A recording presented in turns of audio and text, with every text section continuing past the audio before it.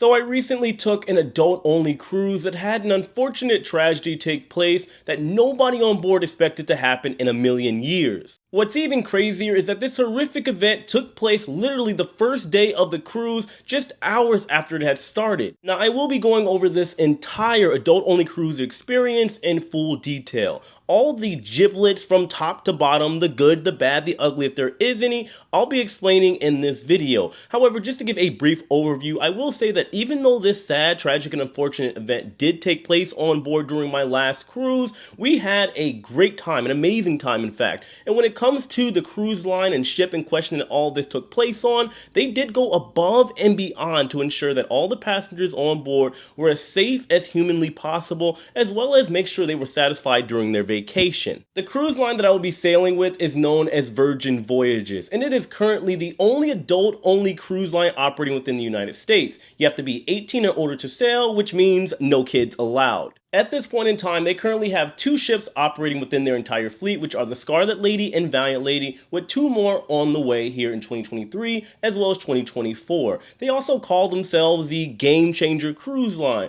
which means that everything from the ship's design to the operational end to the shows are all unlike anything you'd see on any traditional cruise ship. There's also been rumors and speculations that this cruise line is notorious for housing swingers. However, we'll talk about that on another day. The ship that I'd be sailing on for this cruise will be known as the Valiant Lady. She was built in the year 2020 but started sailing in 2022 due to the COVID pandemic, cost $800 million to build, has 17 decks, and holds just shy of 2,800 passengers. I will be embarking on a 6-day Western Caribbean sailing with 3 stops out of the largest cruise port on planet Earth, Port Miami. The cost of my cruise will be just over $2,700 after port fees and taxes, and I will be staying in what's known as a sea terrace balcony. I also had something known as a lock-it-in rate, which means I get no refunds, no changes, and I don't get to pick my room. They just kind of assign it for me. My booking would also include every restaurant on board, shows, basic Wi-Fi, and even $650 of a bar tab to use for alcoholic beverages. I was also originally set to do this sailing by myself. However, my girlfriend ended up having some time available, so I made a quick call over to Virgin just 48 hours prior to my sailing,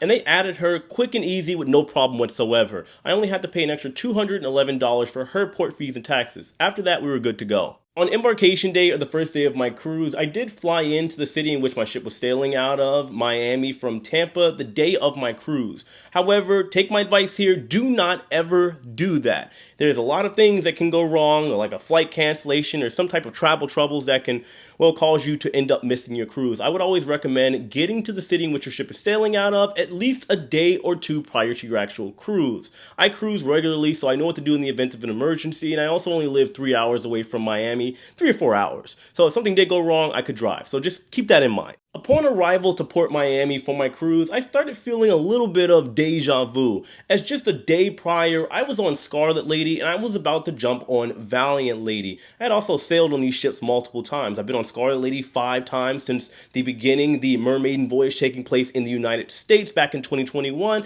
and I was also on Valiant Lady a year ago over in Barcelona. We went to Ibiza and it was a great time. Now over at Terminal V, I have to say they are definitely a well-oiled machine. That is without a doubt one of the most organized terminals I have ever seen. From the Uber pickup and drop off, to the parking over in that area, to the process once you get inside the terminal prior to boarding, to getting your bracelet, to dealing with all the other little giblets, security, everything that you'd have to deal with prior to boarding. They have definitely had a good system put in place, and everything was simple and smooth, and we were on board no problem. Once we got on board, everything looked exactly the same. If you've never been on any of the Virgin ships, you'll know that the 2 operating ships, both Scarlet Lady and Valiant Lady, are exact replicas of each other, same with the other ships that will be debuting here in 2023 and 2024. Once on board, the first thing I did was go to my sea terrace balcony cabin to drop off my bag and made sure my luggage bag actually arrived there. As most of you know, I did have a situation a year ago. People still think I hate Virgin because of it. We had one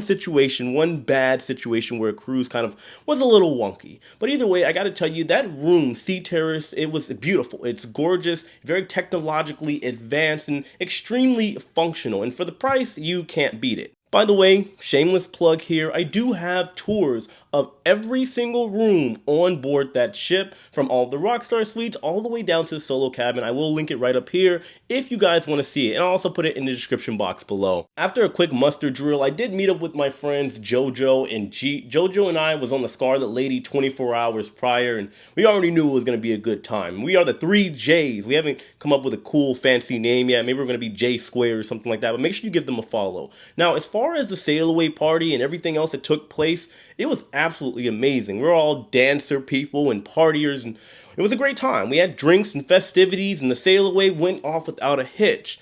However, it wouldn't be too long after all of that we got an announcement that nobody expected to hear. So roughly around 9 p.m., just 3 hours after sailing away from Port Miami, my friends and I were eating dinner at the Pink Agave. That's the Mexican spot on board the Valiant Lady, where we got a shocking but vague and random announcement stating that there was a medical emergency on board on deck 7 by the ice cream parlor. Me personally, I didn't think anything of it because as somebody that's worked on cruise ships and I sail a lot, you hear about medical emergencies all the time. However, 2 hours later, we get some more information that nobody expected to hear. We were told that the ship would be turning around and that all events would be canceled for that day. Now, when all of that happened, everybody was kind of shocked, confused, and curious as to what was going on. We saw a lot of people over by the guest services yelling and complaining, saying that they had plans and they were asking if the ship was going to go ahead and cancel the cruise, all of that jazz. However, I'd stay up until later on that night, and we'd get back to Miami around 1 a.m. We would then see a lot of medical units outside, and everybody was kind of speculating rumors. They heard that allegedly somebody was murdered, and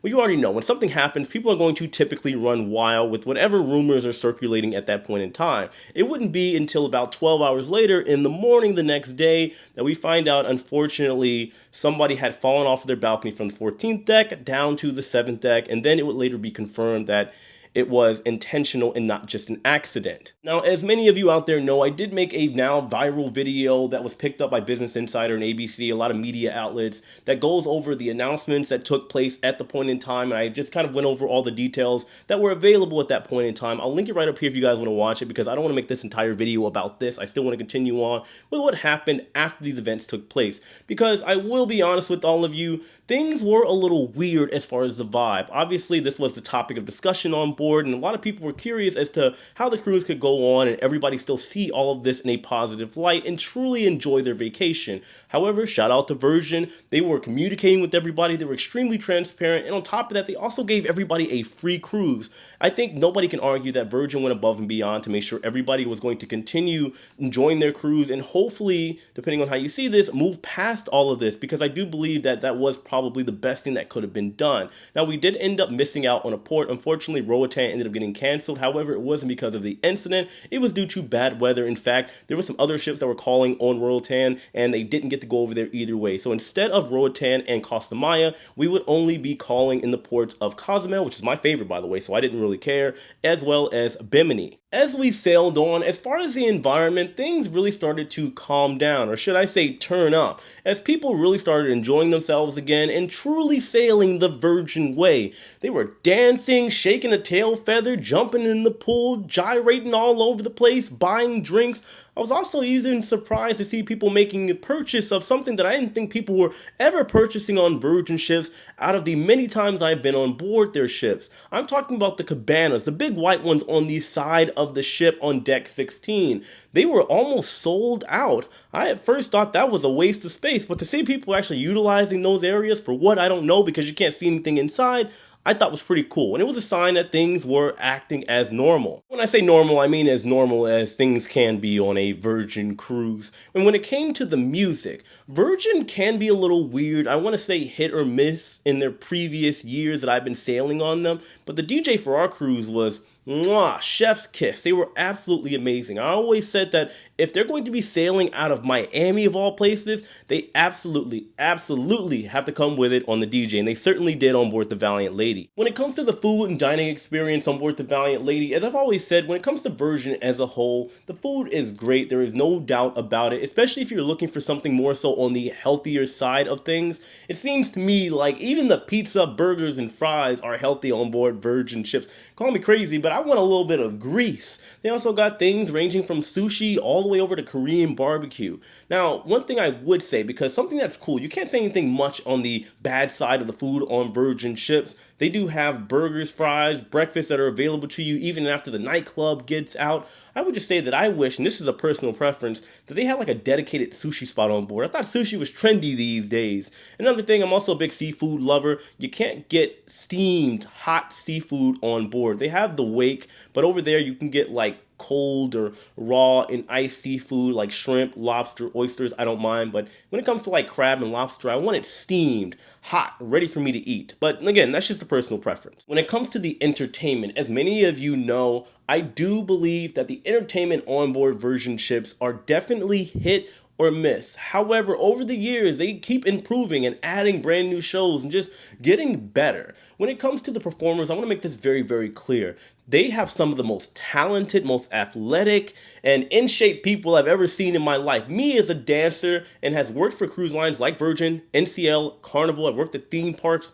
I have to tell you, some of the talent that is on board those ships are definitely unmatched. When it comes to the shows like the dance show, Untitled Dance Show party thing, it is a little weird as you'd never see something like that on a cruise ship. You're standing for like an hour. It's a show that I feel like you need to be on drugs to see, preferably like mushrooms. They have a show called Dual Reality in which they have a bunch of acrobats that's doing like this kind of Romeo and Juliet thing. It has gotten better. I do think that show is a little too long these days, but they've cut down some of the acting when it comes to the acrobats, as that's not really what they do. I've worked with a lot of friends of mine that are acrobats working for Cirque du Soleil and all of the cruise lines, and well, they just come in and they do what they do best. They don't sing and act and dance and all that. And I do believe Virgin's doing a better job at cutting all that down, just letting them do what they do best. They also have a drag show. I do believe that's not going to float everybody's boat. Personally, I do go to them every now and then. I do participate in them every now and then. They have musicians that are out of this world on board. Over by On the Rocks, that's right by the nightclub area and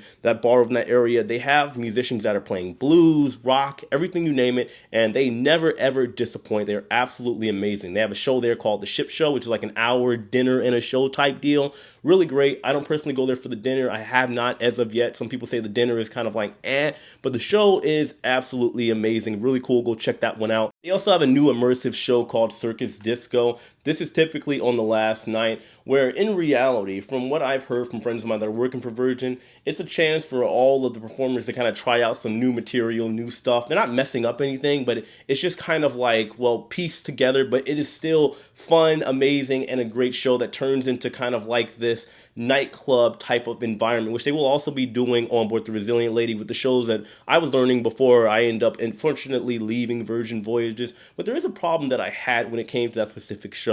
Like I said, it's very immersive, and there are a lot of people that go take a seat not knowing what to expect. The thing about Virgin is that it's a good and I guess maybe to some people bad thing depending on how you see it, because I'm actually torn with this conversation that I'm about to have with all of you. When it came to the Circus Disco, a lot of the crew have what's known as guest privileges, meaning they are allowed to go to guest areas. And since they knew the show, they were kind of standing, well, all of them, standing in front of all of the guests to see the show. Now, I'm not saying, and I never would say that the crew are below, beneath anybody, let alone the guest. But there is that whole traditional rule, whether it be in theme parks or any type of environment in which service is being, given out to people, guests and customers, that the customer is always the priority. They would literally stand in the way and block the view of all the guests. On one end, like I said, I'm just torn. On one end, I'm saying go crew, you should be able to see the show.